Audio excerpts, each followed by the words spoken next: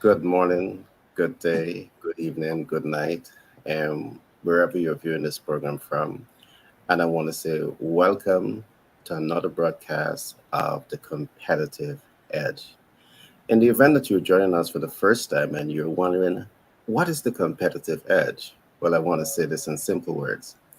We're here to provide you a content of information. So whether you're in business or you're in life, is to provide you with a content of information that will help you attain and master your competitive edge.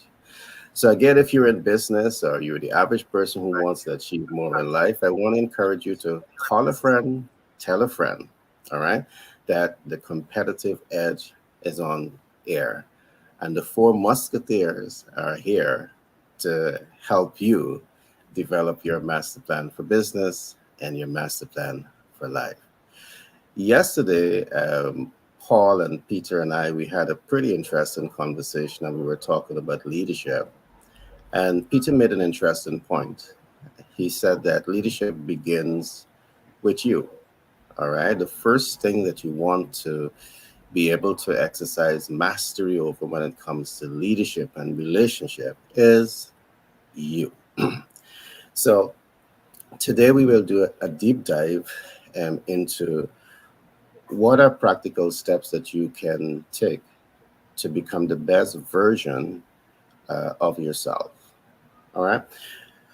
So with that being said, what I will do, I will ask my guests, my not my guests, they're all my team players, right? They are team players. They are no guests there. They are team players.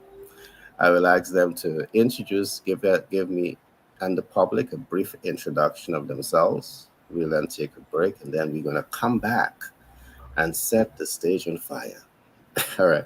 So can I start with Paul? Paul, can you tell us a little bit about yourself?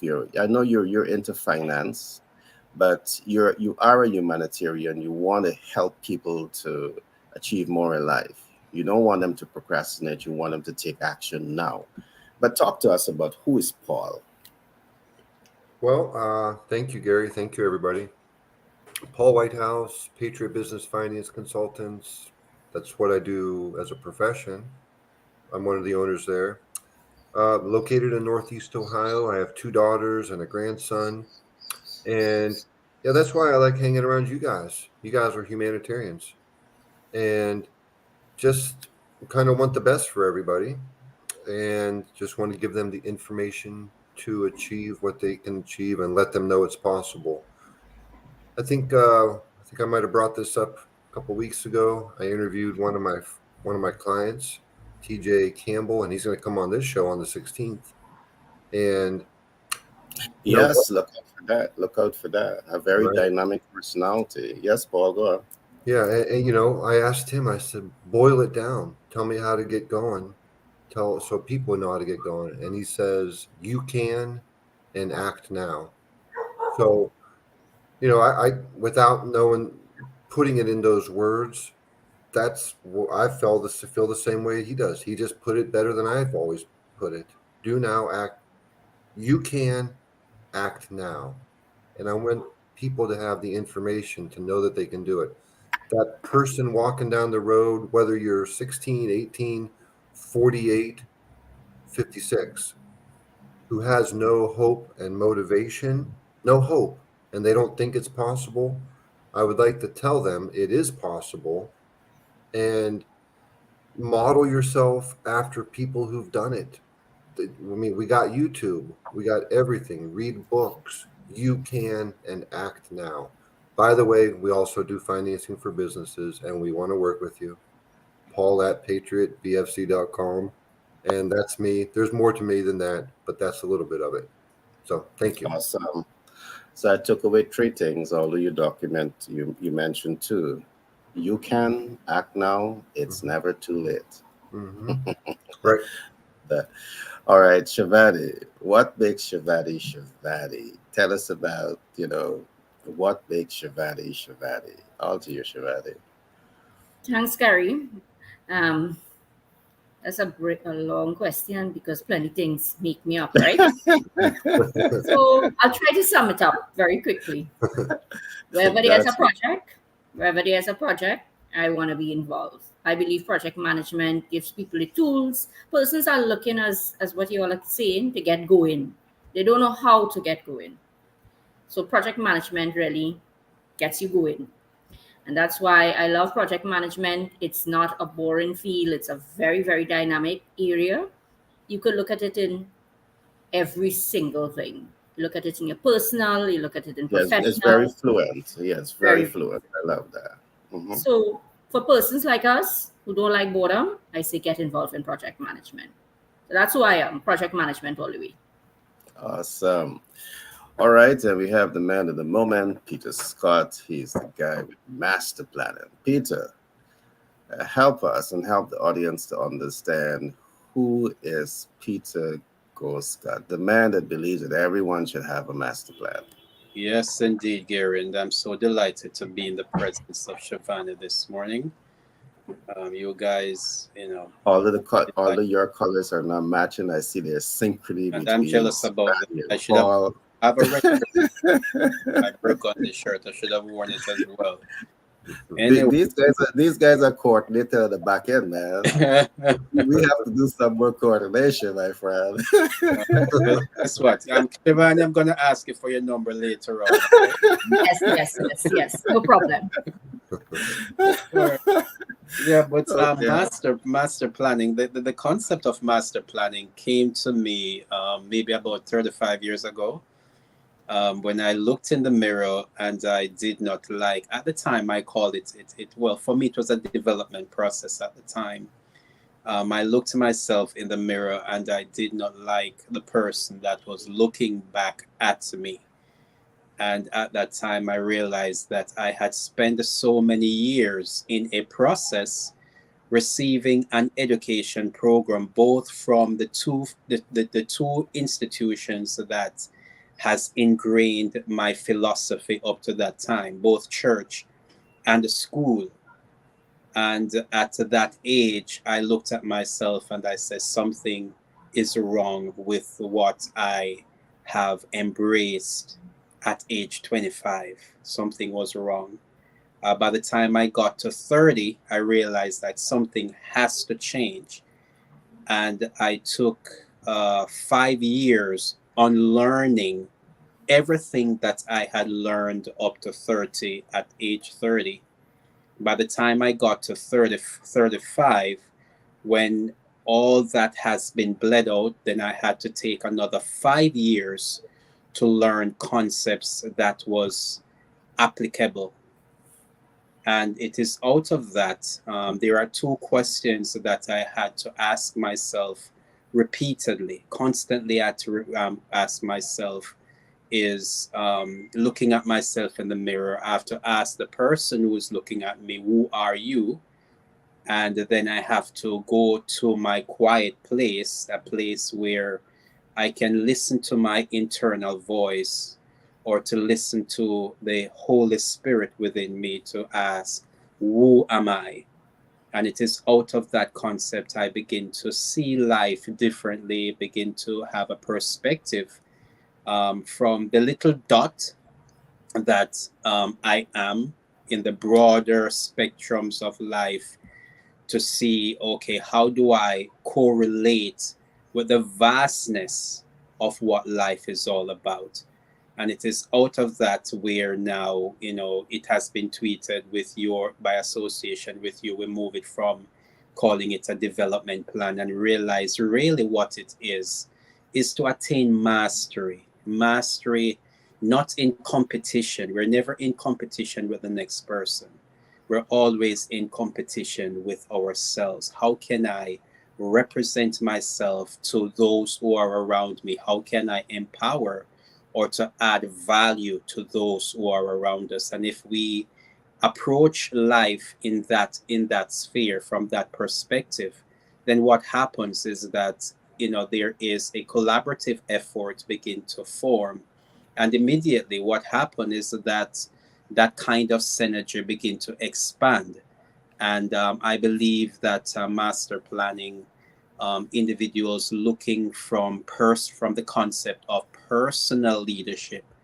Every other form of leadership is just another layer of personal leadership. And so, we do encourage individuals, and then we design a program behind that we call Legacy Chronicles, in which we have a 50 question program by which we can engage an individual. If they can answer these set of questions, there is much that we will understand about ourselves. We'll even understand that there are gaps that we can find in the marketplace, in our community, that can actually be adapted, that can be facilitated by our knowledge, by our expertise.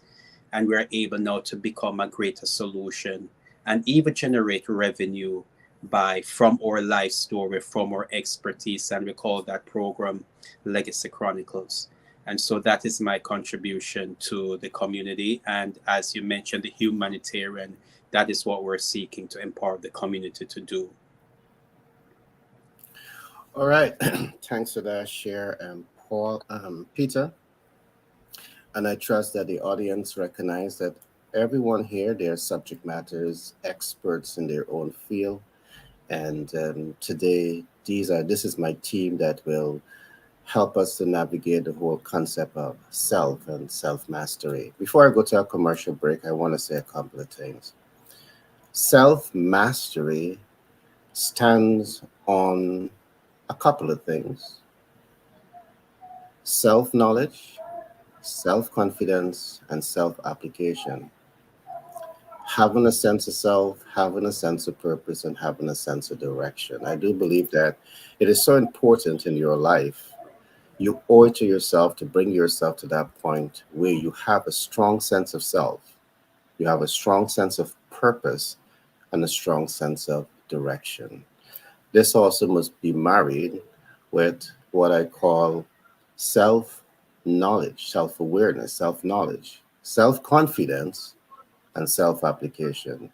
Because it's not about finding yourself only, it's about you having the self confidence, and it's about you being able to apply yourself after achieving the richness of your potential. So before we close this program down, part of that mission is to ensure that you can take away not only stepping stones to find yourself, but stepping stones to apply yourself, where you can bring yourself to that point where you have mastery over yourself. Finding yourself and living your best life is not about what the next person think about you.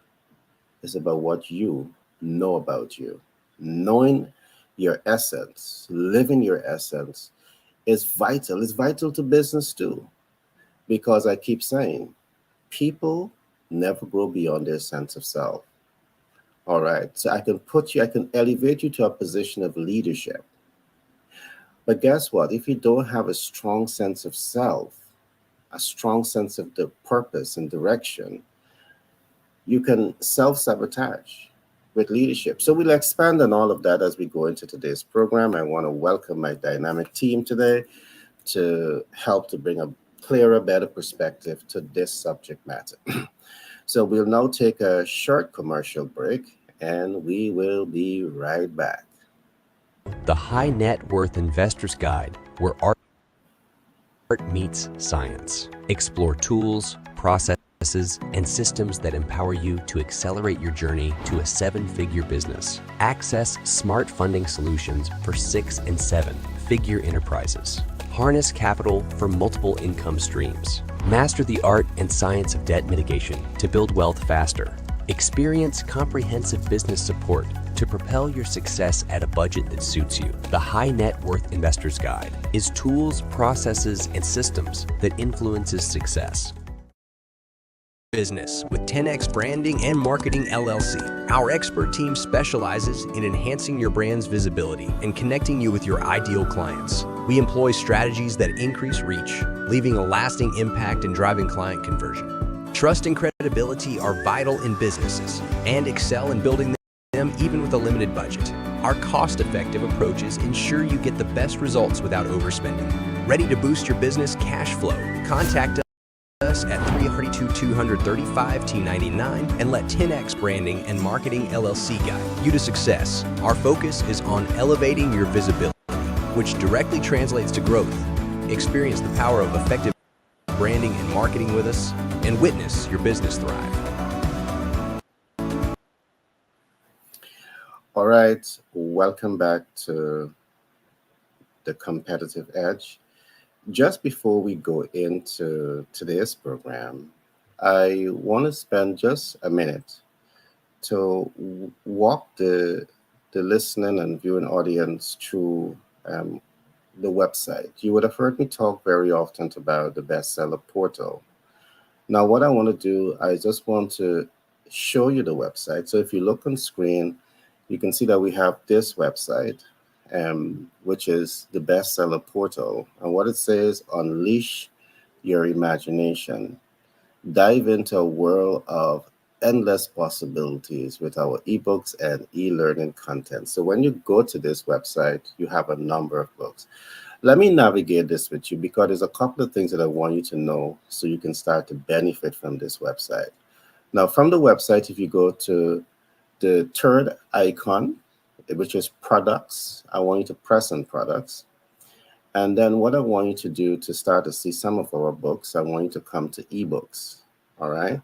We have recently published 7 volume of the Master the Sales Communication Process. So I want you to really go here and get these books. The price are going up every day because the demand for these books are increasing.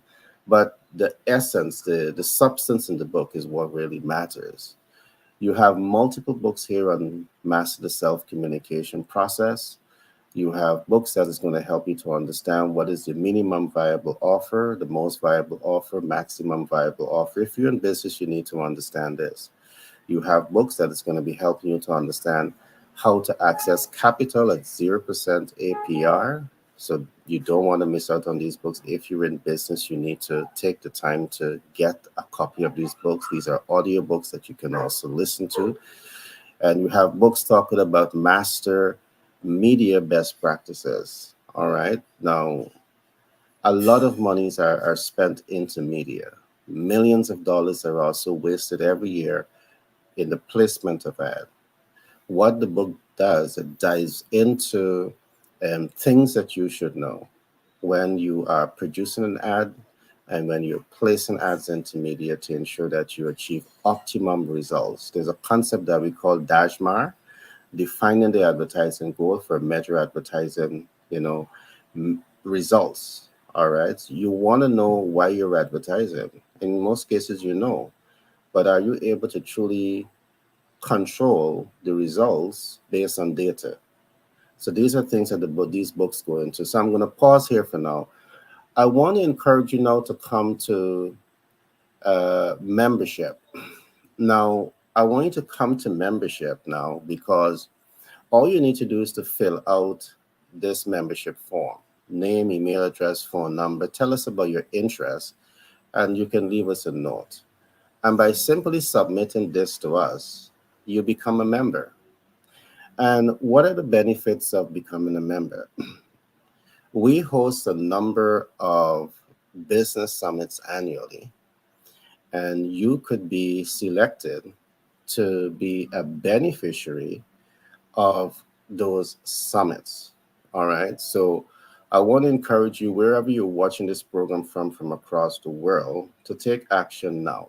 All right. To become part of the community so you can begin to get information on this content. So I trust that that bit of information would have helped you. We want you to become a member. There's no price tag attached to it. Just come join our community, and we have a team of subject matter experts from all over the world that's going to work with you to ensure that you're not only getting the best books, but you're getting access to best-selling authors, you're getting access to mentors and coach, you're getting access to financial expert like Paul, project management expert like Shivani, and persons that's going to help you with your master plan like Peter.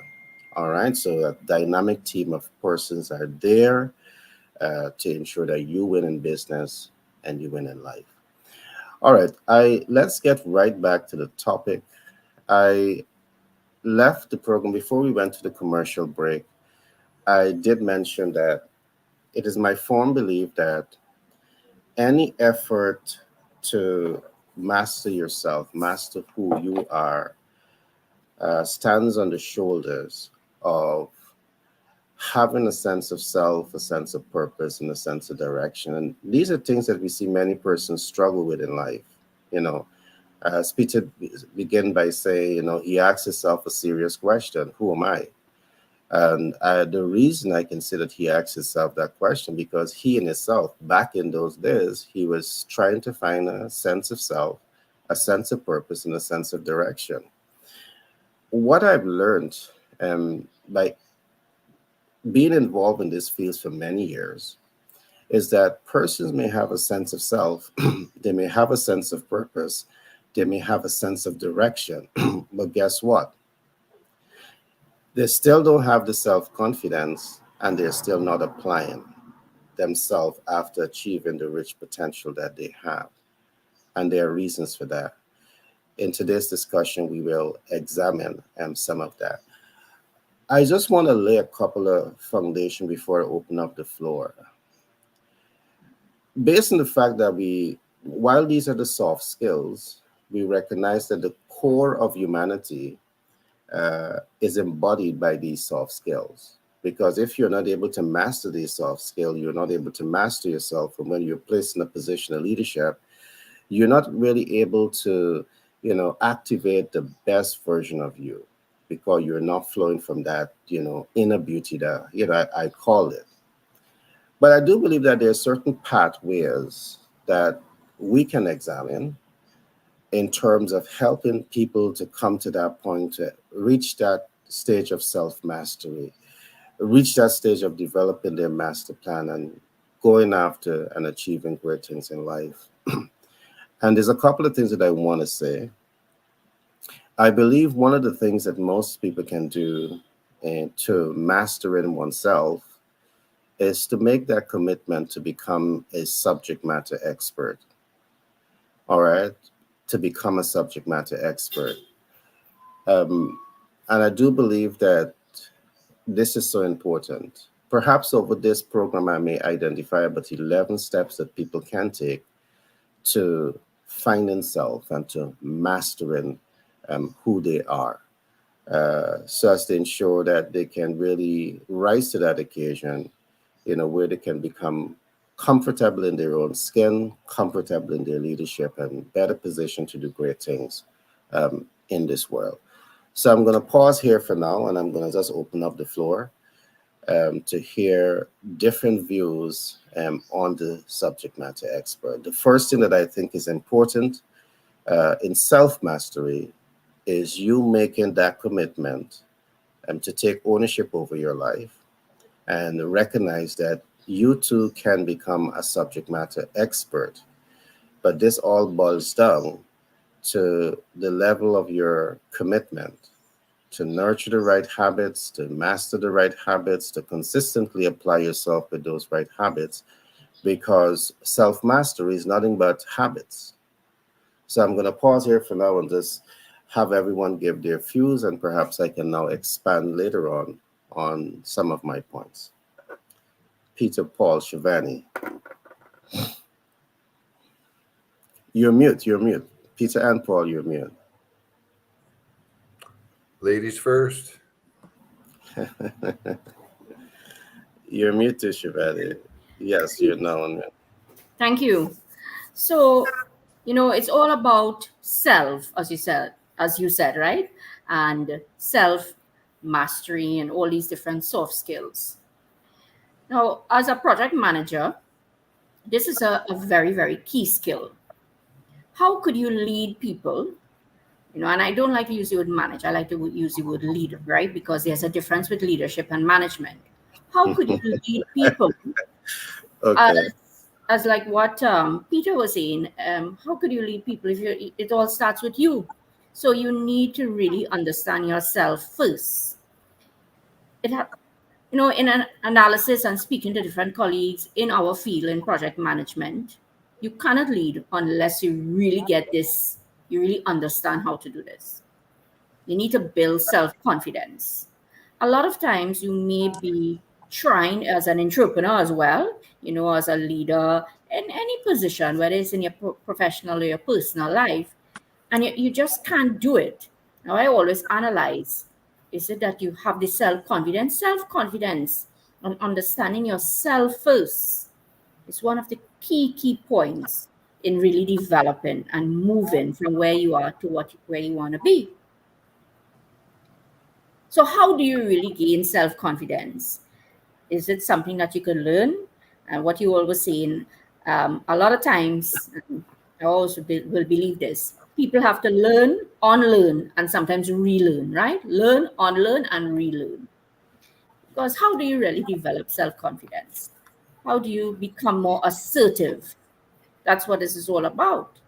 And once you develop that skill and you see how to do it, things change quite well in professions, right, and personal too. I will always talk about personal as well because there must be a balance between the two. So here's my story, right? One of my stories, because I'm a real storyteller. People always know that about me. I could tell real stories. I like in there is this I wonder, Gary, if you know it, they will call a storyteller like Tanti Jean or something. Tante Jean, That. Tante Jean, Tante Moore, and yeah, I know some of those quotes. Yeah, So there's a joke and say, "Oh, Shivani, Tanti Jean back again," right? When I want to tell a story, but I'm the yeah. storyteller, right? And in leadership and management, it's all about telling stories, right? Storytelling for business, storytelling for projects. So, over the years, how I have developed a little more self confidence, because obviously, you go through different phases, right? In life, it's never stagnant. Just as a project, everything up and down, and you go up and you come down and you go up again, right? Is I started to take better care of myself. So I reached late to this program because I have a normal routine between 6 to 7 my time where I have to exercise, right? So exercise for me is a lot about going outside, walking. So I have to walk. So it's not going to the gym for me. So you have to get to know yourself, right? Well, I'll have to weigh myself and see if it is really working, right, Gary? But I hear you. so self confidence is you have to Self find pampering. how are you going to gain it. And speaking to different persons, and I love to analyze, and you must self reflect on who you are. It helps you better to become a greater leader, right? You have to take better care of yourself. You have to find what will make you. Now, what will make me not going to make you. You have to analyze. So, I kind of get vexed when people say, "Oh, well, you have to exercise, you have to do this, you have to do that, you have to do that." I say, you will find what works for you. What will work for me, not working for you. Some persons will say, "Get off the coffee."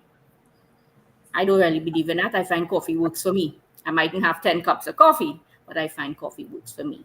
So, getting back into the convo, self confidence is something that you must develop. You must learn how to do it. One of the steps that I really took was to take better care of yourself.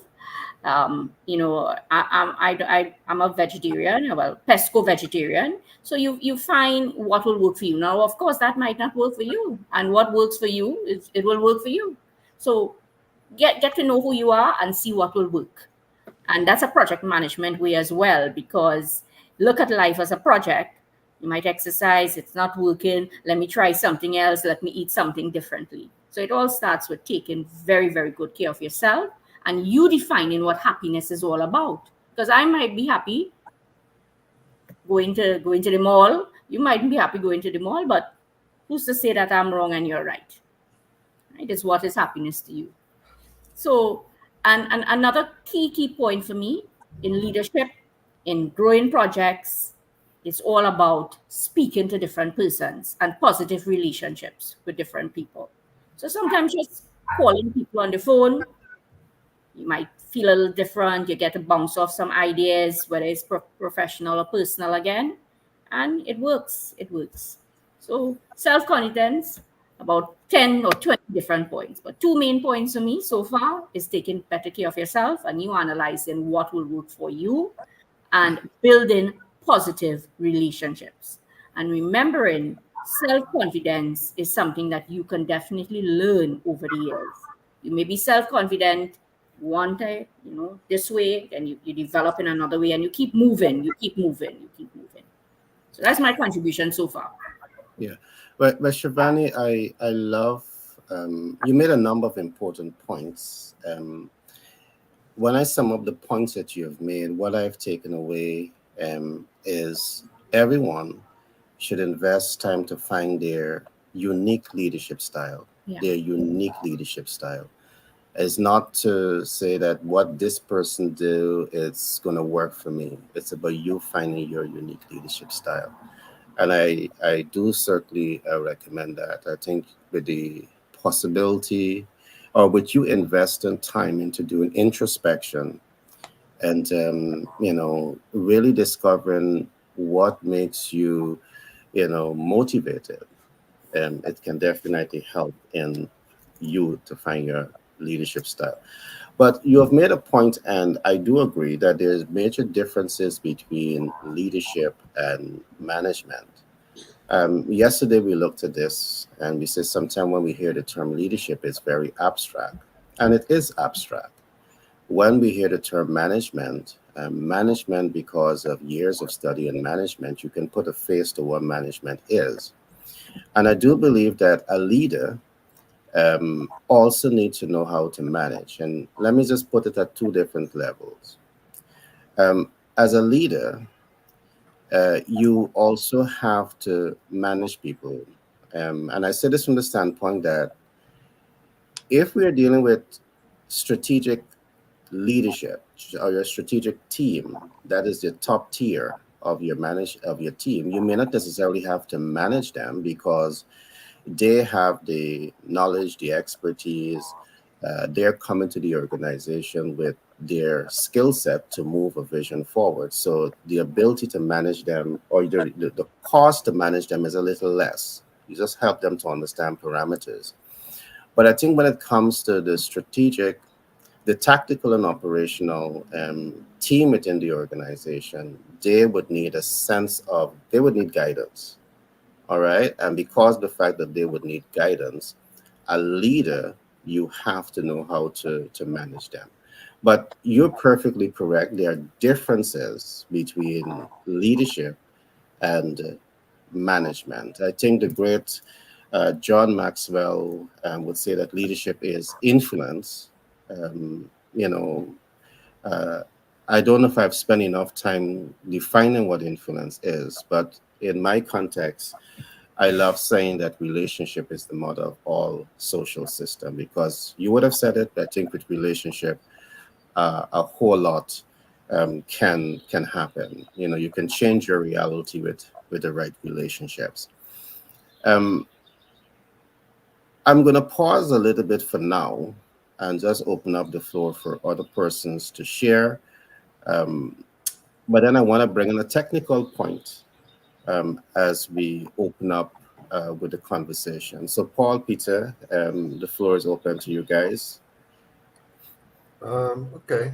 So now, you guys know I just write bullet points down and kind of string them together as I'm listening to you guys talk. I might sound like I'm rambling, but I promise it's going to make sense in the end. Peter asks, "Who am I?" That you're supposed to ask, "Who are you?" Yes, you have to. And then I know Peter would agree with this. I know who am I and how can I improve myself? And then improving yourself. I wasn't even thinking of confidence until Shivani started talking about it, and that became very interesting. You can absolutely learn confidence. I don't think I was a confident teenager.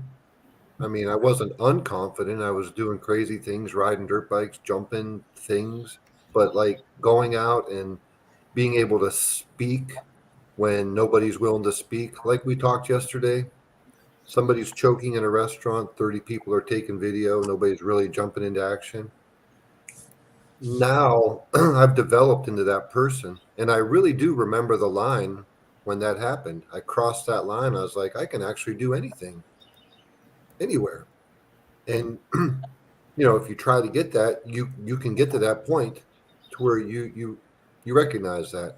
Now there's levels. Some people are feeling completely unconfident, completely, and other people are average people. Maybe they're not thinking of it.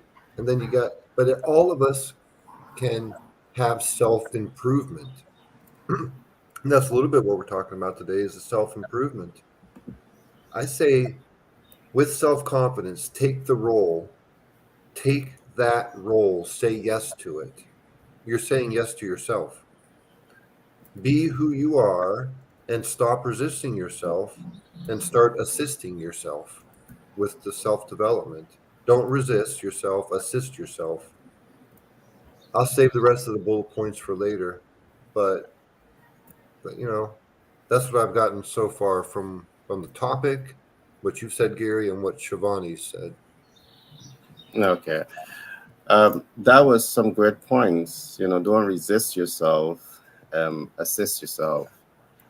And a lot of self management, self control comes into that. And I can recall only last evening I was having a conversation with my son, and I'm telling him, in life and in leadership, you know, you can do things that are emotional. And very quickly in life, you want to break past the emotion and ensure that you have solid information as you make certain decisions. Do not make emotional decision. And that has a lot to do with self-management, because if you don't know yourself, the emotion will manage you. I just want to expand just a little bit more on, since we talked about self-management. Um, in the business context, we will say that self-management has a face, and I think it still relates to you, the individual. And what is management? Management in the real context is about setting objective and planning. It's about setting objective and planning, and that's where master planning comes into play. You're setting goal, knowing what you want to accomplish and how to accomplish it. That's what management is. Management is also organizing the resources to achieve the objectives that you're setting for yourself. So it's about you taking the time to organize human resources to achieve the objective, technical resources to achieve the objective, capital resources to achieve the objective. The other element of management that you need to bring yourself to have your competitive edge is what we call also coordinating resources towards achieving the end results, because you can bring human resources together, you can bring technical resources together, you can bring capital resources together, but are there perfect coordination between what all departments should be doing towards achieving the objective? So when we say management, management is understanding this ecosystem of what needs to be done, and you apply yourself effectively, consistently towards achieving that objective. There are other elements, but the last element that I'm going to talk about is where we talk about monitoring and controlling. Project management also has some of the tenets of the control factor. The reason you manage is because you set a clear goal, but then you ask yourself, what is the end results? And how do you organize the human, technical, and capital resources towards achieving that end results? Mhm. And Shabani, you would know this project management. This all elements of this also rest in project management. And as I said, I don't know. Perhaps I haven't spent enough time with leadership, because the structural elements of management, I just don't see it in leadership. And again, that's my reason for, putting a lot of emphasis on relationships a lot. But leadership, we look at it from a different standpoint, which is democratic, autocratic, and paternalistic. But I do believe all of these, understanding all of this, is so important to making a man, to making, helping the individual to find themselves. And why am I going to bring this in now? Autocratic, democratic, paternalistic, and the one that I have coined is proactive leadership. Because one of the things that we have learned is that no one style in leadership is going to get you over the finish line, because the people that we are called to manage or to lead, they have different personality type, and they all respond differently to different leadership and styles. So I think making the man whole is to bring you who is in leadership to understand that you need to adopt these. First of all, learn these leadership style, adopt the essential, and be prepared to apply yourself across the leadership ecosystem. All right, I just want to add that part. Um, but I want to now open up to Peter to really get into master planning, because everything that we're talking about here, I see master plan and I see project management. What I love about project management and all of this, we can talk how much we want to talk about the plans. The project manager is going to say to you, okay, the next steps are this, the start dates are this, the completion criteria are this, the human, technical, and capital resource are this. Project management is going to hold you fully accountable for all the talk. So it doesn't become waste talk. It becomes actionable steps when you have a project management expert on board. And that is exactly why, I just love having Shivani here. She's an expert in her field. And I believe that in everything that you're doing, you need to have that subject matter expert, subject matter practitioner in project on your side to really help you to sanitize your thought process and really, unlock all of the processes that's going to help you to come closer towards the what I call targeted performance outcome that you have set for yourself. Peter, master plan. Yeah, the terminology of master planning, even just the concept of master planning can be intimidating. It And that is can. I and, agree.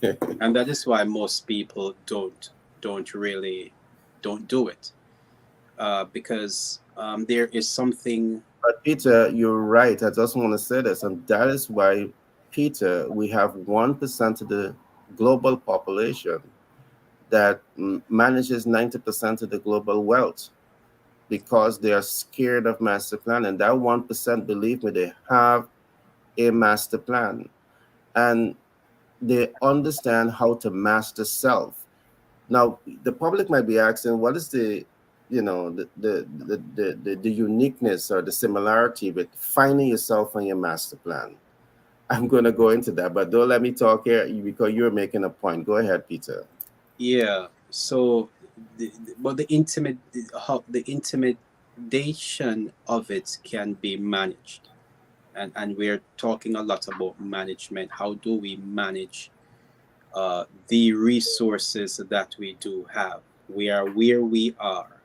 How do we move from where we are? Because everybody understands where they are.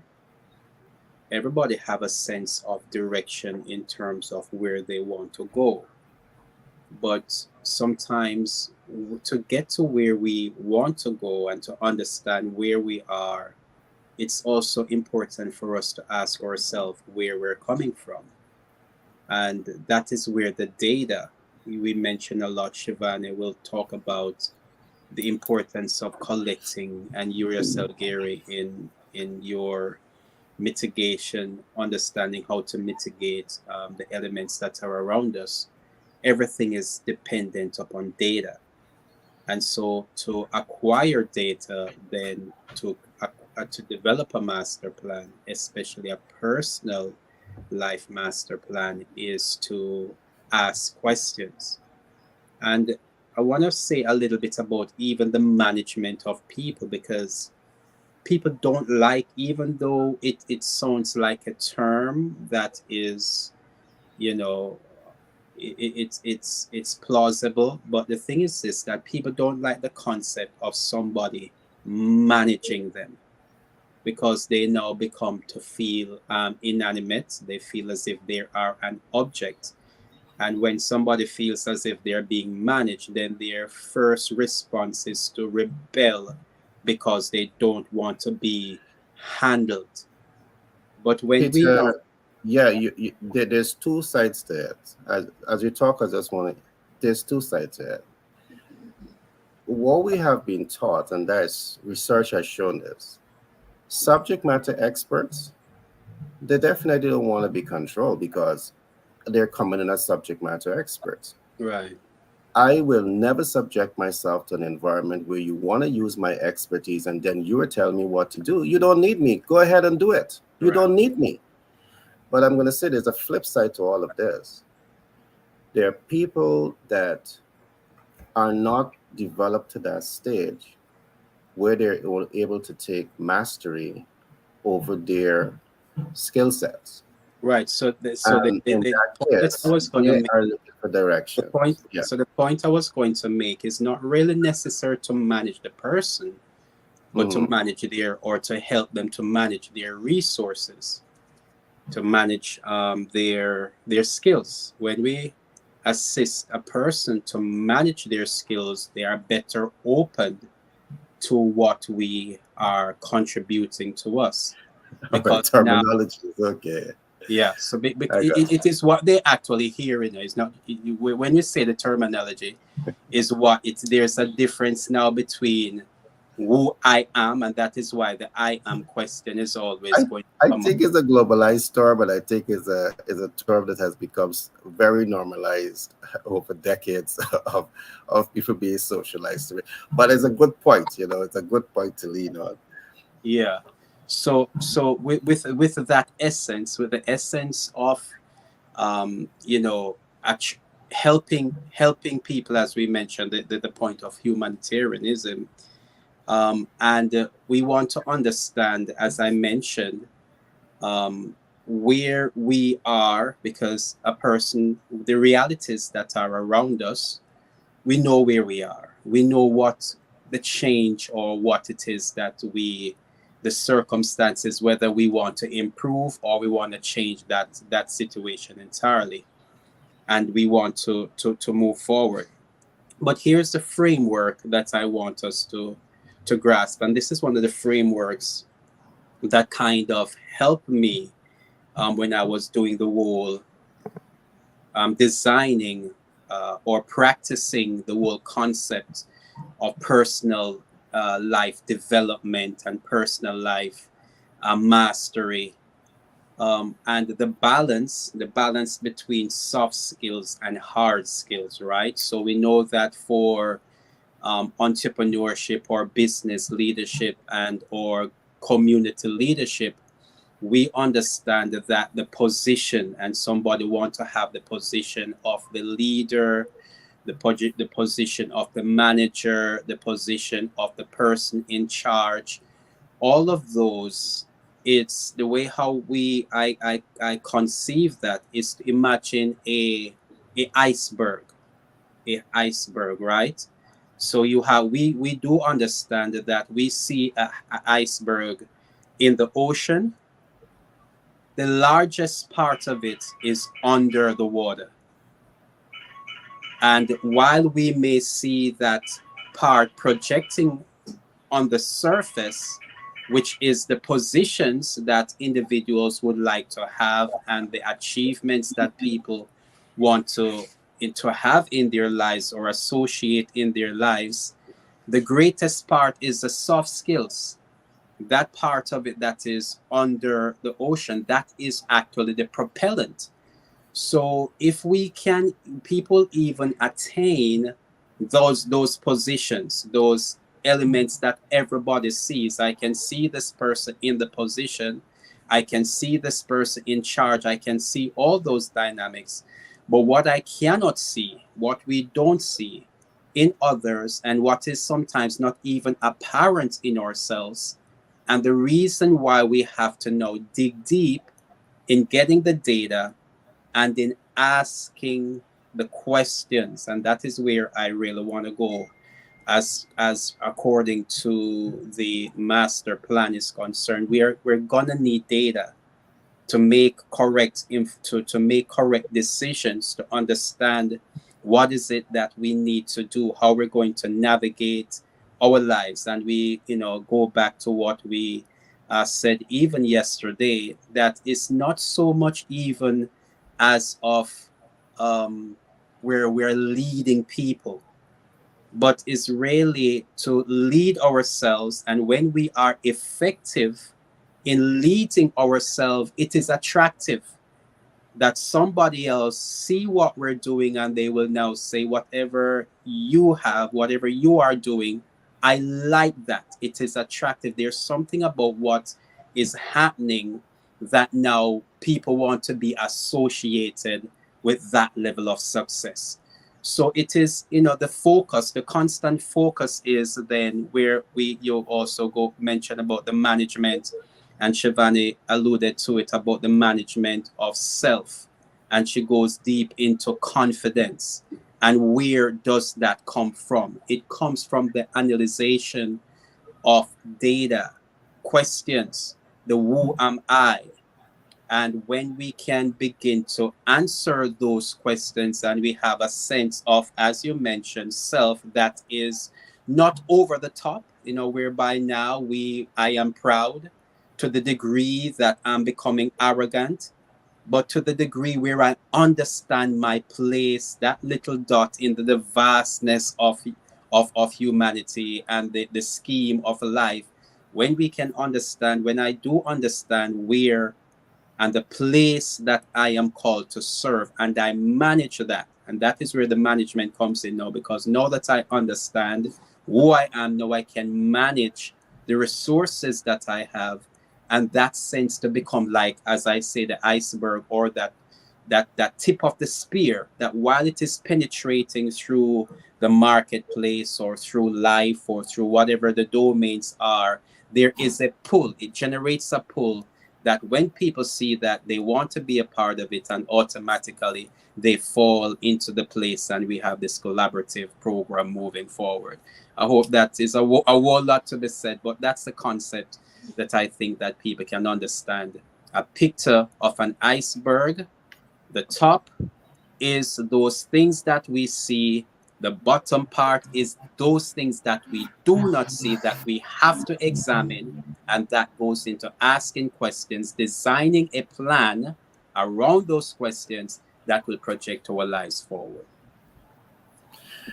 Well, Peter, you have definitely said a lot, and one of the things that I've learned is that being a humanitarian, I do believe that one of the things that we have in common is that you really want to help people to live the best life, experience the best quality of life.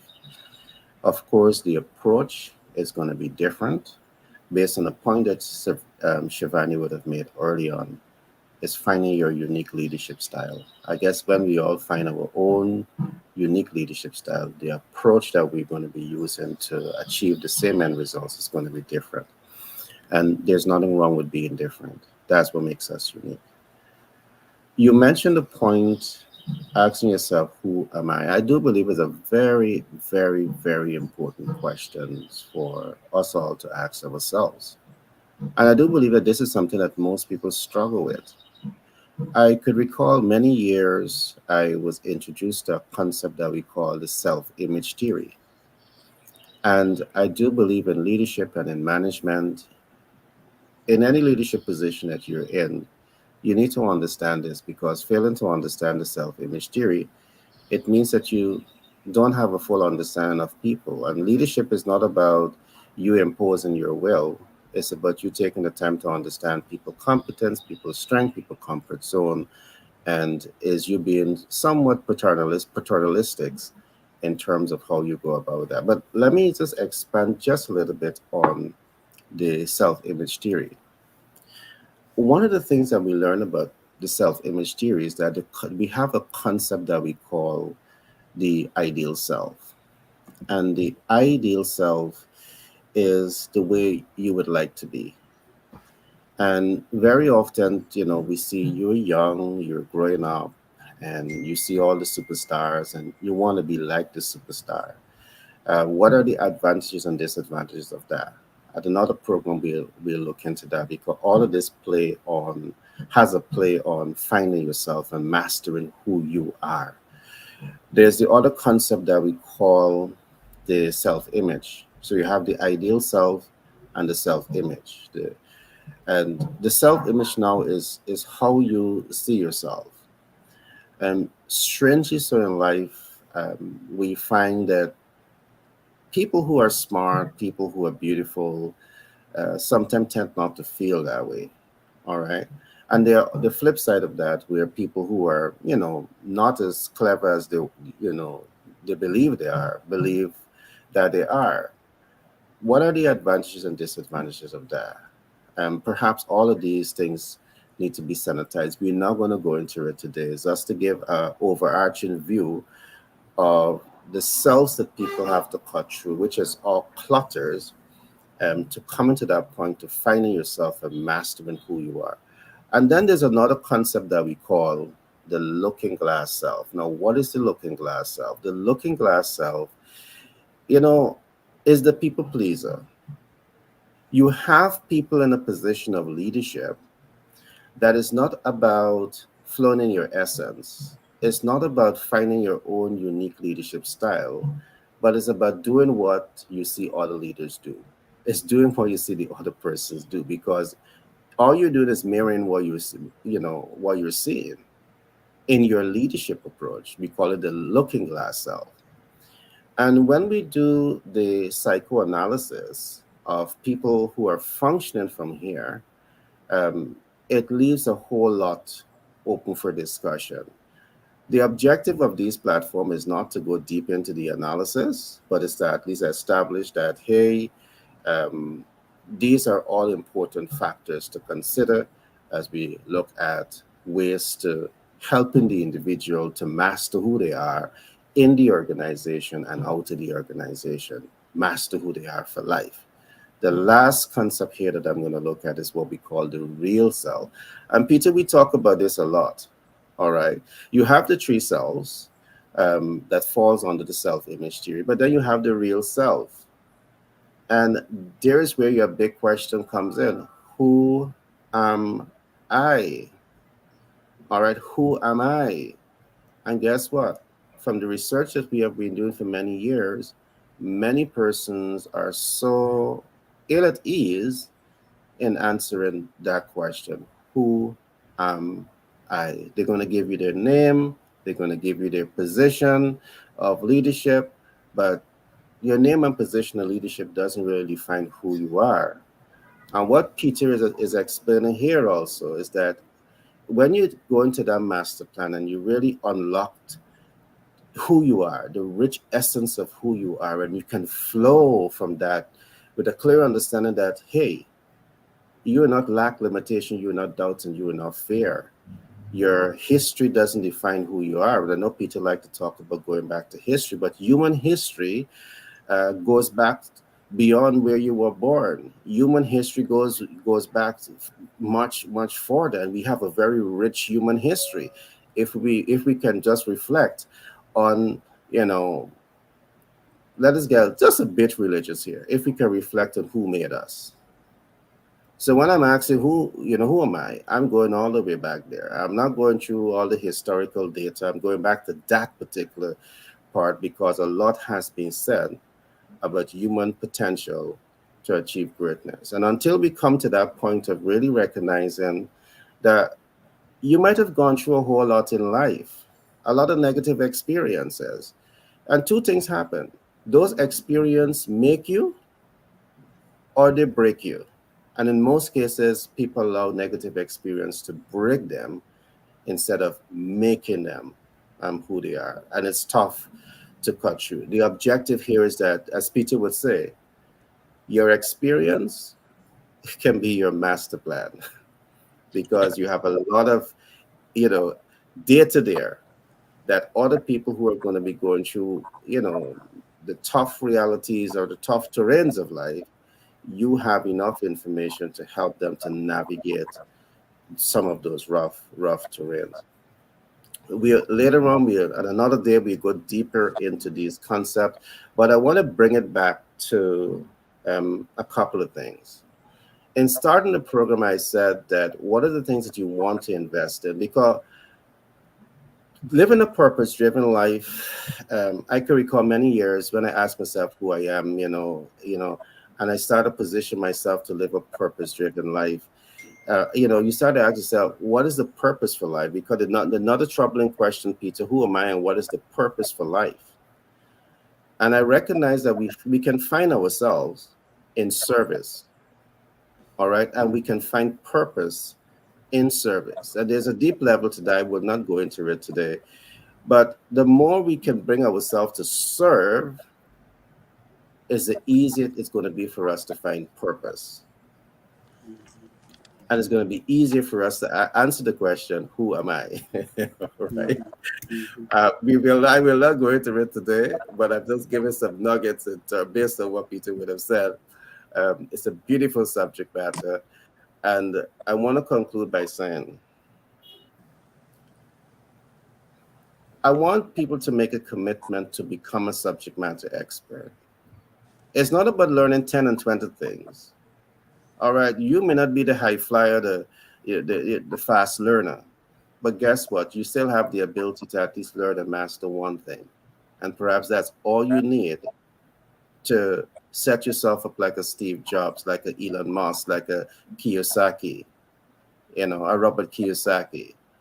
Commit to become a subject matter expert on one thing. And I believe this is one way in finding you, feeling good about you. It's about investing in you. And in terms of self mastery, Peter, I want to say this. It's about you being selfish. Let me just say this. Yeah. It's about you being selfish, loving you, like how Shivani would have said. I commit an hour to me. Mhm. I got to make me the richest me because that's the only way I can touch and transform the lives of people around me. If I don't pour into me, I Mhm. can't really pour into people. If I don't have the health, the strength, the knowledge, if I don't have it, if I'm not invested in me, I can't pour into others. So there's a selfish element to this, and you just got to embrace that in self mastery. All right, just my thoughts, Peter. All to you. Yeah, you're right. Because in the sense of it's really about balance, and this is why I like the imagery of the iceberg, floating in the ocean, because what is not seen is the core, the depth of who we are. People will see the positions that we hold in life. They will see, the things that we accumulate around ourselves. But what they do not see is what caused those things to be as they are, good or bad. We hope that the bulk of it is really good. But then when we talk about, as you mentioned, investment, there has to be an investment in the development of who we are for us to be the best person that we can be. So, how do we make it? And Shivani was asking those questions. Really, what I do find is when we ask the why question, when we deep dive into the why, and the why now brings us to a concept that we all know that is called legacy. And the question that comes out of legacy that I even present to our audience today is, how will I be remembered after I'm gone? And that is why, we're the legacy program that we have. Our focus is to help people to be remembered, in going back to what you're mentioning about the becoming a subject matter expert, or to be the subject, to identify the subject that we were sent into the earth to communicate to our community, to our audience. And when we can tap into that by understanding that we are travelers, we're here for a period of time from start to finish. Peter, you're Mhm. making a great point. Just let me chime in just a little bit here. Come on in. The purpose that we have been sent to serve. And I just want to say this, regardless of who you are, based on my research, the research that we are doing, your purpose is to do what? Serve. Mm-hmm. We all are going to serve differently, but your purpose is to serve. We're going to serve differently. Shivani is going to serve as a project manager.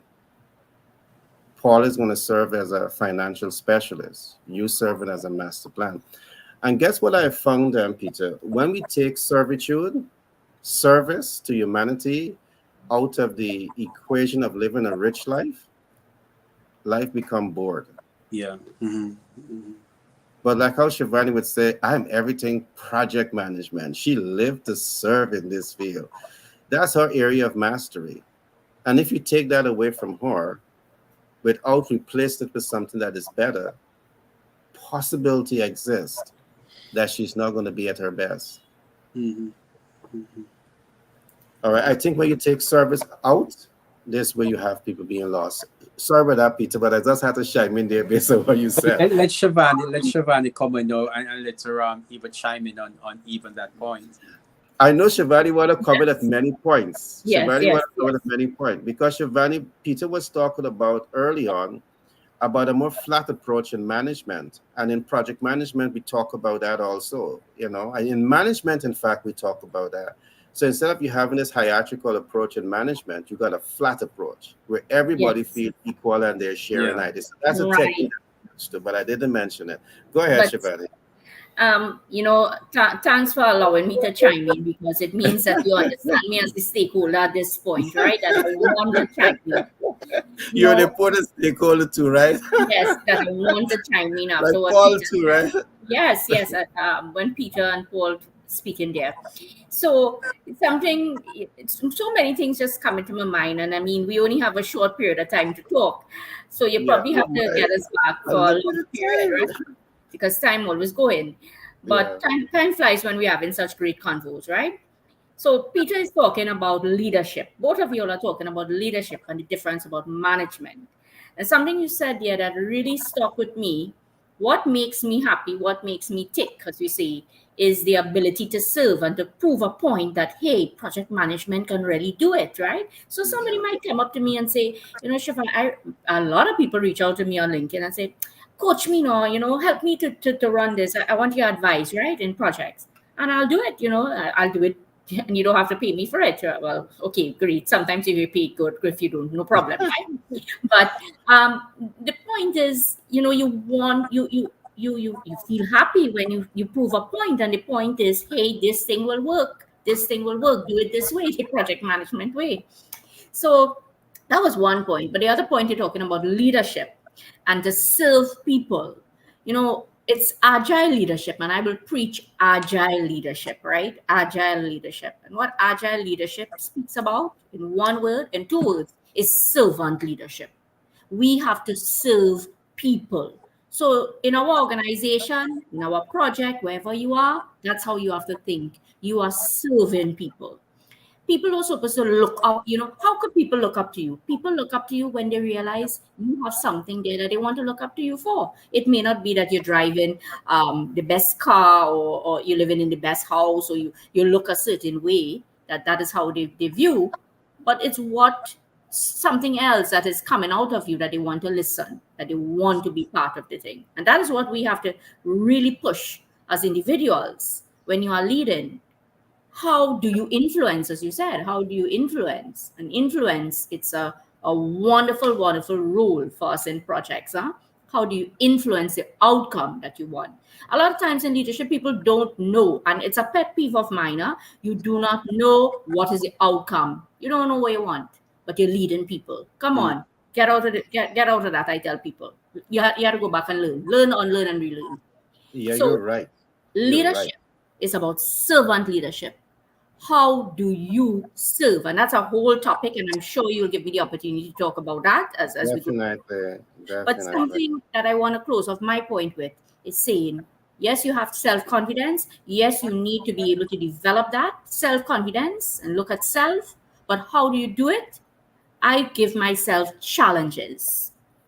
Get Mm. a challenge and try to solve it. It's one of my projects as well that I'm doing, which is an innovation and design thinking project. And you'll see that coming down the road just now, where we're trying to change the school system and curriculum design and all these great things, because it starts in the school, and how you'll end up becoming the leader that you want to be. So to develop self-confidence, to really develop proper self-confidence, start today. Get a challenge. Get a challenge. What is a challenge? The challenge may be to exercise.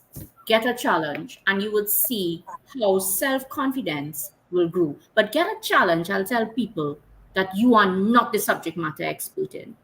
So, sailing, is something I don't really do, but I develop a curriculum on that, because I give myself a challenge. I wanted to learn to sail, and you give yourself a challenge, and from that now you become so self-confident, right? So food for thought. Shivani, you say a whole lot there, and you're right. The greatest thing about taking on challenge and things that you don't know is that when you look back at it, you're somewhat fearful. Yeah. Can I do this? Should I do this? I don't want to do this. The flight mindset come in, right? You don't want to fight. But guess what? And I say this to a lot of my students, my kids, that when you make a decision that you're going to fight, you're going to go through the pain, and you look back at what you had to fight to arrive at where you are now, you're laughing because you said, oh, look how easy this was. But one of the techniques that I've learned to Shivani is that you don't look at the whole pie at the same time. Yeah. You look at it one block at a time, Yeah. one block at a time. Conquer one block, then conquer the next block, and then you keep moving. And that's a pathway to self mastery. You've said a whole lot. So um, we will talk, and definitely I want to really give you a chance to really unlock the rich potential of project management, because here is where project management is traditionally a business subject, but it's more than just a business tool. We're talking about self-confidence. And why are we talking about it? We are not talking about this simply because we want to have a conversation around it. We're talking about it because it relates to business. If you have more confidence, human resources within the organization, and you are a global thinker, social actor, transformational leader at the helm of your organization, and you know you alone can't do it, you need the right rising stars in academics to come on board to help you. Here is where self-confidence comes in, because person might have the academic wherewithal, but the soft skills, self-awareness, self-confidence, ability to apply yourself effectively after achieving great things and transforming industry, they don't have it. So you with that great vision, you don't have the human resources to help propel that big vision that you have for the organization. So what we are saying here, we are not discussing this in isolation of how it can impact businesses. But before we can impact business, we have to recognize individual soft skills are so important. Peter, again, the master planning, dealing with the personal life master plan is so deep. Paul, I know you have been quiet for some time, and I know that this is one of your, pet peeves. It's one of your subject matter that you like. Well, you all know Paul is a financial expert. He's the guy that always say you can, you will, you have been approved. But Paul, self-confidence is vital, because without self-confidence, they're not going to be brave enough to come and approach you and negotiate possibilities, to make things happen in terms of finance. And I've seen it happen very often. There are people that have a dream, but they're scared to come and talk to a financial expert. They're scared to reach out. They're scared to negotiate, because there are scenarios that we talk about where you can acquire real estate when you understand the right strategy with no money down. But Paul, I would love to have your take on self-confidence finding self, being self, living in your essence. I'd love to get your take as we prepare to wrap up. Shivani said everything I was going to say. She stole my thunder. No, what I really She's mean by your that is thunder. I agree with everything that she says. And small challenges or big challenges equal self-confidence. If you're not self-confident, or if maybe you are, um, man, just repetition, doing it over and over again. If Wow. Yeah. dirt bikes, like I love motocross, I like dirt bikes, right? Wow. If you're gonna Mhm. jump, and I don't do this anymore, but I used to. I just don't do it anymore because I've already broken a bone. I don't want to do it again. uh, if you're You gonna gotta hit one stick to. jump, You have to stick to shorter can, Paul. yeah. If you're gonna jump and clear another jump, I mean, some people do triple jumps. They're shooting. They're 30, 40 foot in the air, shooting 80 foot out. I was never that good. I could do a double jump, hit one, land on the down face of the other. But what I'm using that as the example that it's kind of scary to do it. But once you do it and you understand, oh, okay, the only thing I have to do is hit this in third gear, get in the air, tap the brake a little bit, my front end will come down, and I'm going to land perfectly. Once you understand the mechanics of what you're doing, it ain't that hard. It's not, you get better. You got to do a double to do a triple. So, yeah, I just think self confidence is so important. You have to have it. You have to have it. If you don't, you won't succeed. The people we remember in history, and just because you remember in history, you're no big deal to me. I think everybody's important. You know what I mean? But the people who are remembered are the ones who have self confidence. And wrapping up on what Shivani says, because she just hit it right on the head. You can learn it. You can learn it, and just do it. Act now. Do it. You can act now. Wow, that was deep. That was definitely deep. And I love that you continue to emphasize, do it, act now. What I love about that is doing it now and acting now. It helps you to learn the process quicker. All right. And the more you learn is the more you understand how to navigate the process. But Shivani said, everybody said a whole lot, a whole lot. And I want to introduce an important point, because what I have found is that persons who have mentors, persons who have a support system, they tend to survive and strive and achieve a whole lot and more than the person that just don't have that mentor. And perhaps, it begins with having, and this is not exclusively so, having parents that are somewhat informed and can be that first line of defense and mentorship and guiding young people. I could recall, one of the things that I did for my kids many, many years ago. I always wanted to save zone for them. So we had developed the Inspire the Child, Inspire Change Foundation. And one of the reasons we started that program was to really get young people thinking different. Because we can say you can go to school, you can get an education, you can come out successful. Yeah. But what is wrong if you say that you just don't want to be successful?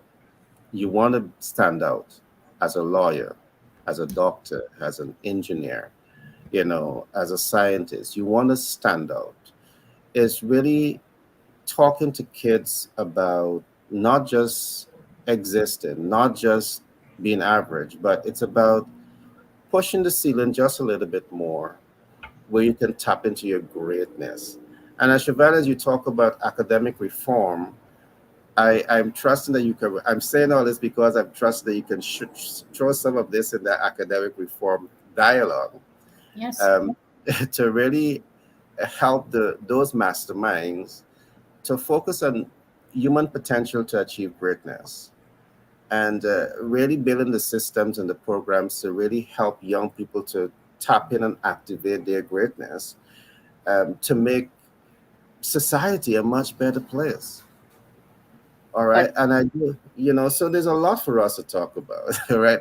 And again, we talk where we talk here. We are not talking in isolation to what the content, how relevant the content is to business, because everything that we're saying here, it may sound soft skill, but it still ties back to business. All right. But it begins, first of all, with humanity. So, love all of this share. Now, I want to ask that we're going to be wrapping up now. Hey, time flies so fast when you're having fun. It flies so fast when you're having fun. Peter, I can see you have a lot to say, but can I start with you as we begin to wrap up our today's program? As you mentioned, once you begin to go down, these topics as it relates to anything that has to do with humanity and the impact on the community, and as it relates back to the individual, and how we make contribution, and how we actually create a plan or design a plan in how we're going to do that, because nothing is going to work if we just jump in without first getting the right data that is necessary to make the program or the whatever it is that we're doing impactful. There has to be a design. Life is a design, and we want to encourage individuals to have that design, to create that, and how, and I can't stress this enough. I can't stress this enough. Everything that we're doing, if we just ask enough questions, so somebody will, say, okay, where do I start? It doesn't matter where you are. Just ask questions. Just ask the right question. Take time out. And I always like to bring people back to that place where you are looking in the mirror. Two things you want to do. You want to look at yourself as if you are that observer looking at yourself. You want to look at yourself from an observer perspective, and this is why you stand before the mirror and you ask the question, and you look at yourself, look yourself in the eye, and ask the question. If it is even an organization, the organization needs to ask themselves a question as a body, as you are saying, Gary, that this alludes to as well. It is business, because business, what is a business? Business is a combination of individuals working in synchronicity for an objective, for an outcome. And they have to ask the question. This time of the year, people are looking, where did we hit our targets? Did we hit our goals? And it's going to come back to individual contributions and how each person insert themselves into the equation, so that the total body can achieve that end. So it's always going to go back to, we looking myself in the mirror and did I really do my best in that project? We all agreed that we were going to do that. Did I put in what I agreed that I was going to put in? And that starts with an individual, at the individual level, where we have that design, that plan that manages the resources that I have as an individual within that personal life master plan framework, and that can be elevated to the family, to the community, and all the way out. And then we also take the time, to look back at ourselves and ask that question from an internal perspective of who am I. And when we bottle it down, narrow it down to those few concepts, if we do that repeatedly, every morning and every night, it doesn't have to be, a large, big, vast amount of time. It just take that 5 minutes, that five, just, and if we do this consistently over time, and we just make those jottings, we'll be surprised. We'll be surprised to see over time the data that we have collected and how we begin to have so much of a better view of, excuse me, of what the future is, what the future can be. Yeah, Gary.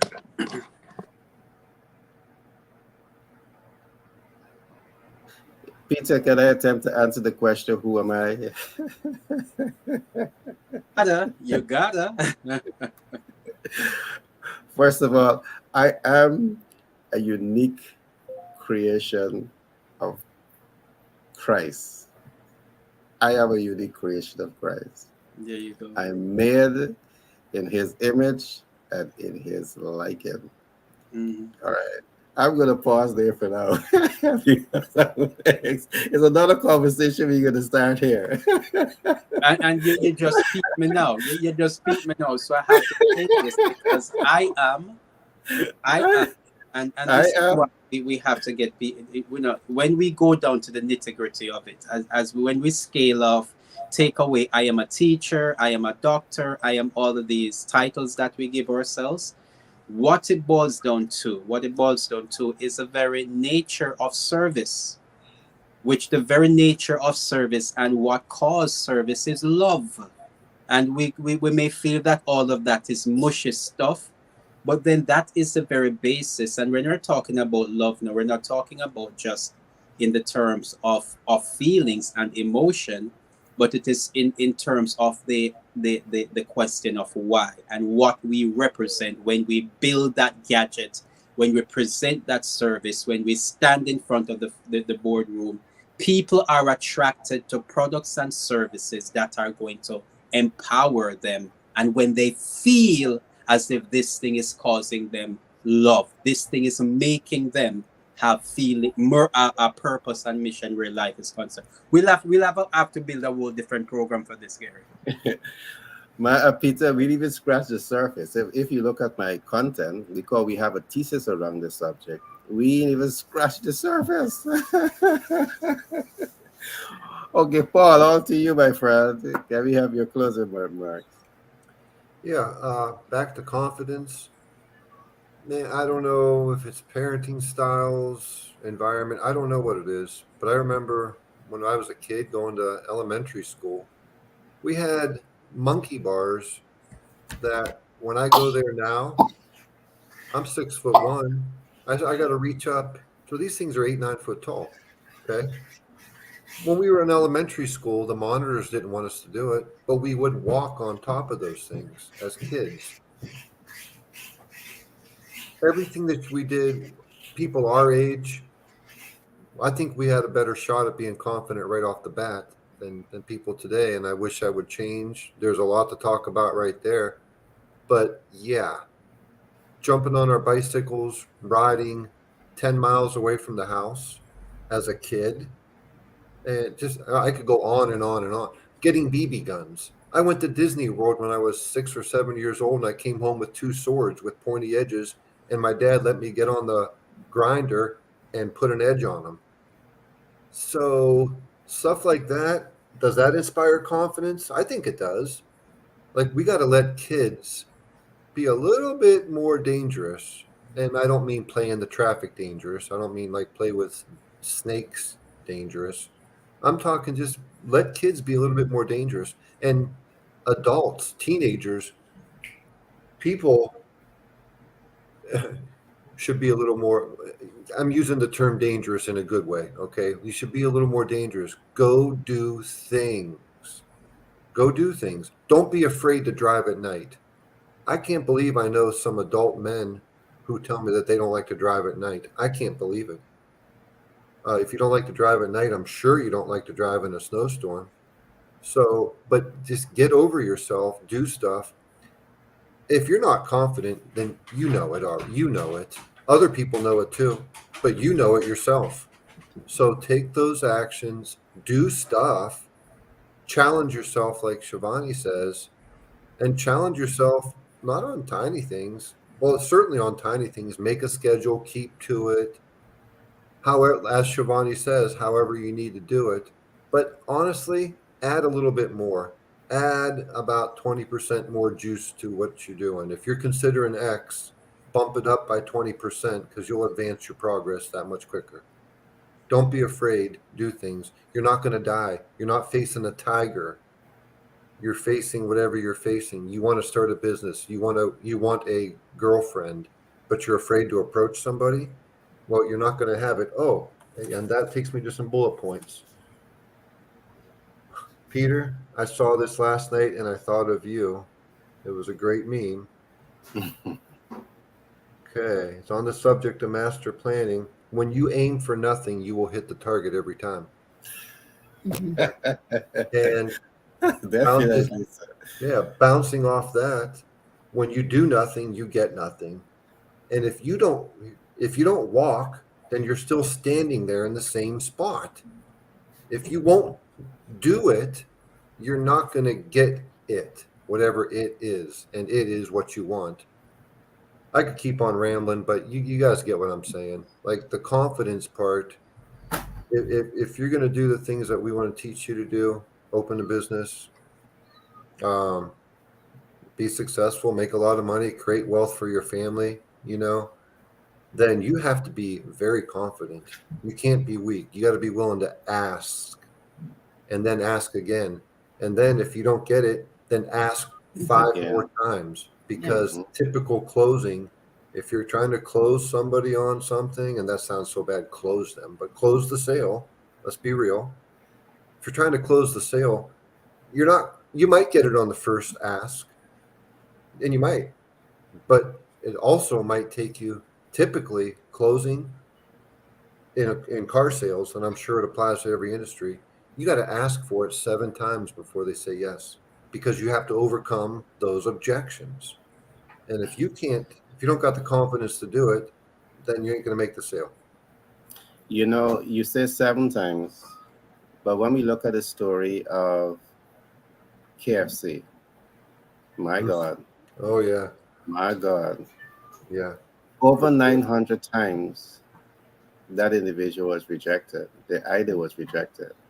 And if that person had give up for lack of self-confidence, today we would have never experienced that taste of KFC. Or if he Never. gave up on number 897 instead of going to 900. Exactly. Exactly. And you have said something else, Paul. You don't know if it's parenting and community. In the Caribbean, we have a saying that it takes a village to raise a child. And that ties into to the point that you're making. You're right. I think, outside of parenting, a child spend most of their lives uh, out of the home. They spend so many hours at school and lessons and sports, you know, um, and all of those environment is shaping them. But in conclusion, what I want to say, what we're attempting to do here is to have that community, and we have gone a very far with that. So if you're getting into business, as Peter said, as Paul said, you have an entire village here of experts, project management expert, master planning expert, financial expert, business development expert, to give you that kind of community support to take your vision forward. With that, I want to come now to Shivani, the lady of the moment, project management specialist, to talk to us. Your closing remarks, Shivani. Right. So thanks, Gary. Now, we keep talking about the competitive edge, and to gain the competitive edge, you need to have different skills, right? And self confidence is definitely one of them. Now, the conversation really is enlightening me as I evolve in the talks with you all. One thing that we always must remember, yes, self confidence, and how do you gain self confidence? So something that I'm working on is one of my special projects, I'll say, where you need to teach people from young. And I think you were saying that you have a program like that similar as well, some type of thinking like that. You need to teach people from young how to develop to become more problem solvers, more better critical thinkers. How do you do that? Is with self confidence. So You cannot, and you can, in academics we'll say, you could send your child to do medicine, or you could send your child to do law, or in business, or AI now, and technology, and bam, they can do it. People can go through the academic world and eventually get what they have to get, because I mean, there's examination is not meant to fail. Examination is meant to pass. So eventually people will pass it. Even if you fail, you'll eventually pass it. But what happens when that person comes out? When that individual comes out, they may just be is stuck in one particular environment. They cannot pivot. They're not happy, and it all comes back to the teachings, your parenting, as you say. How do you gain self confidence? So it starts from young. It must be developed. And even if you probably didn't get it from young, because a lot of adults now, you say, "Well, I didn't get it from young. I don't know what to do." Yes, you can pivot. You just have to learn how to do it. So you learn self confidence at different stages in life. Thanks again, Gary. Always an interesting talk. Mm-hmm. Great point, Shivani, and great point. I did said early on that today we really didn't get to, we only scratched the surface of content to be discussed. And I want to say to the public that we have a very unique program that really helps you to come to that point of self mastery. I'm going to go through 7 things that we have on this program. On this program, we talk a lot about how to become a subject matter expert. We didn't only ask the question, but we tell you how to become a subject matter expert. One of the way that you can position yourself to become a subject matter expert is to be market oriented. All right, to be market oriented and to be market sensitive. And what that means is taking the time to understand things around you. All right, I'm not going to go deep into it. The next one is master your MVO. What mastering your MVO means, you have to be certain that you have a value offer. All right, your expertise may be your value offer. Maybe a project management, might be financial specialist. Make sure you have one of that and master it. Ensure that that is aligned to people needs, because sometimes you master things that is not really aligned to people and their needs. It's not aligned to a big market. So if it's not aligned to a big market and you have financial dreams, you have a small market and already you have pushed yourself out of the market because the market is not viable. Next concept, master your sense of self and be self-aware. You want to master this. Next, master self-confidence. All right. And next, I want to look at master self application. It's important. You must apply yourself. Become an influencer. We use the word sometime today, become an influencer. You know, get out there, test yourself, pull yourself out there, influence positive change. I think all of these things helped in you becoming a coming to that point of self mastery. I'm just going to leave some of those notes. If you're going to be investing in becoming a subject matter expert and you don't have the ability to build healthy, productive relationship with people and influence the desired outcome, you're failed. And there's where self-confidence comes into it again. These are topics that over a period of time, we will look at it. There's so much to talk about. And I really trust that you enjoyed today's program. And of course, we want the morning programs to be light, but on this program, I must emphasize I have tremendous confidence in Paul. Paul is one of our go-to person when it comes to finance. Paul is the kind of person that's going to say, "Hey, whether you need debt, equity, credit, or creative, funding, talk to him. He's an expert. In his arsenal, he has not just one, two, or three persons in his network. He has hundreds of persons in his network that can really help you to identify the best financial instruments for your business. All right. We are not talking finance today because we believe that doing business is more than just talking about your subject. We're talking soft skills here today. But I just want to say this is what Paul's portfolio. We have Shivani, and everything is a project. And Shivani is that kind of person that helps you to take accountability of your processes by helping you to understand how project management complements whatever goal you're setting for yourself. Peter is the guy that says that if you don't have a master plan, you're not living. You may have a master plan for your business, but listen to this. You're the greatest asset the world has ever known, and the greatest assets perhaps the world will ever know. But you don't have a master plan. If you don't have a master plan, you're setting the stage to undermine your potential to live your best life. And that's what Peter would say to you. So on this stage, we have a broad range of expertise. As you know, I'm the author of Master the Sales Communication Process. Like a Toastmaster, I wear many hats, but I'm not going to talk a whole lot about me. But we are here to provide a platform of learning. So we are not here to say talk, all right? If you have a business, you need business support, we are here to give that to you. You need access to capital, you have a US based business, we can help you with that. All right. Without no doubt, Paul is the kind of person that's going to get you the capital to move your business forward.